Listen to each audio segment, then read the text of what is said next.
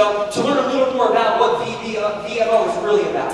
Okay? Victory Marketplace Outreach. And I start to understand what they want here. They want somebody to come in and motivate you a little, get you excited to take your business and your life to the next level. But at the same time, they want you to walk away with some practical things that you could actually do. And I'm a big fan of action. So today, if it's all right with you, what I want to do is I want to motivate you a little. I'm going to give you a lot of information, but at the same time, I want to give you a game plan to leave with. I want to coach you a little. Is that okay? So I decided to throw a little PowerPoint up here for you. I told AJ I think it's 382 slides, so we're going to have to move extremely fast, but I talk fast the slides. You believe this? She's like, this dude is... No, it's only about 38 slides. But if you direct your attention up here, you'll see that it says win. How to win in business and life. And I put up some people up on the screen that I believe have won in life. Some of them I've had the opportunity to research and dig a little deeper into. Some of them are in the Christian world, some are in the secular world. How many of you know today that you can learn some valuable lessons in business and life from people that are not in the church? Yeah, so I like to research people, and as you can see in the middle, there's not too many people in the world that I admire more than that beautiful couple. If you are with me today, and you believe that that couple is winning and is won in life, please clap it up for you guys. Pastor, please go stand. But you'll see people like Oral Roberts, you'll see Billy Graham, you'll see Donald Trump, you'll see Muhammad Ali, you'll see Oprah, you'll see LeBron James, a basketball player. I believe they are all winning in a respective area of their life. But what is winning? And that's the question I want to pose to you today as I get to the next slide. Before I do that, I believe I owe it to you so you understand, who is this dude, Coach JC? Some of you are looking at me like this young guy trying to tell me how to be successful in business and life. Who is he? So I want to give you a quick little understanding of who I am and why I feel you want to listen to me today. Okay? So the first thing is, I grew up in a beautiful, beautiful state of the Garden State of New Jersey. You'll see me over there. I knew nothing about winning. I knew nothing about success. That's me, my sister, and my dad. My dad was actually visiting us. He didn't live with us at the time. That's us in a small, about 600 to 800 square foot apartment on the Jersey Shore below somebody's house. All right? As you can see, I have my shirt undone, hat backwards. I promised at that young age, anybody that asked me, I was going to be a professional rapper.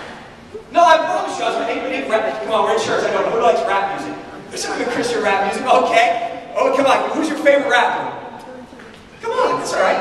I heard Lecrae the other day. Anybody heard Lecrae? That's pretty good stuff. All right, so we're in Oklahoma. Let's be real. Let's talk just about music. Anybody like music in the house? Absolutely. Okay. Favorite genre. Who's your favorite kind of music? I know it. Come on. Country. It's country. We're in Oklahoma. Come on, favorite music. Who is it? Country? Gospel? What is it? Rock and roll. Who's your favorite rock and roll band? Come on. A lot of it. Delirious. Delirious? Come on, here we go, girl. So I swore up and down that I was going to be a professional rapper. Vanilla Ice, Ice, Ice, baby. And it was me. I dressed like them. I tried to rap like them. I spent a lot of time trying to be a professional rapper. If I was not going to be a professional rapper, I was going to be a professional. Some of you are laughing at my picture. Come on, we all have a funky picture like that. And your parents took of you, and they made you dress that way, or your bangs to look that way. Really, what were you thinking? I mean, I couldn't even see the baseball trying to look at that. But anyway, that's besides the point. I knew at that young age I was going to either be a professional rapper or a professional athlete. My mindset was set on that thing. Okay? At that young age, there was very few other things, there's very few other things I wanted in life, but besides that, I believe growing up in a very, I don't say poverty world, because we had a lot, but financially we had very little. My mom worked 3, 4, 5 jobs. I saw her work endlessly to provide for me and my sister. There was times when we had to work to actually help pay for the rent. There was times when we visited all the food pantries at the local churches. And I remember at that young age coming up with the mindset that if I can become a professional rapper or a professional athlete, I can get us out of this scenario, I can provide for family, and my mom will never have to work another day in her life. How many of you ever created a story? Come on, we all have it. Yeah, that story that you dream of, that thing that you believe in starting at a young age. But you know what? I ended up at Oral Roberts University. Loved athletics, came out here initially to play basketball. But at that time, the power of choice. The power of choice, to me, is a huge thing because I had two options at that time. Was I going to continue to do the right thing that my mom instilled into me and my sister at a young age, or was I going to do my own thing? What do you guess that I chose? Oh, we're in church, so we're all holier than thou. You're telling me nobody in here ever chose option B, just to do your own thing and abandon the things that you know are right? Anybody with me today? Yeah, so I chose option number B. And you know what? That's when things changed. Option number B, I made one choice that would dictate and control and determine my entire life. I made a choice that at the time put me in a downtime, did not wind up playing basketball, put me in a time where I started to question, is it even worth it? Anybody ever been in a time where it's so traumatic, it's so down that you don't even know what to do, you don't know where to turn, you don't know where to go? Anybody with me? Yeah, I was in that time.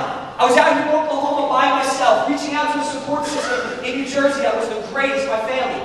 But that's all I had. And I remember at that time when I contemplated, do I want to go on, do I want to live?